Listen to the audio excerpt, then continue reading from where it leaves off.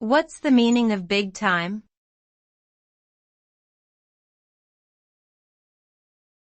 Big time.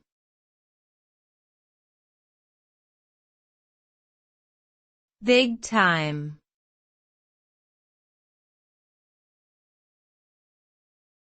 Big time.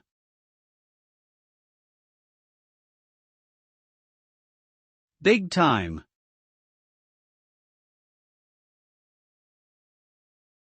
The phrase big time typically refers to a level of success or achievement that is significant and noteworthy. It can describe someone who has achieved great success in their career, reached a high level of fame, or attained a large amount of wealth. The term can also be used in a more general sense to describe a situation or event that is of great importance or significance. For example, someone might say we messed up big time to indicate that a mistake was made that could have serious consequences. Overall, big time is a widely recognized colloquialism that conveys a sense of grandiosity and importance.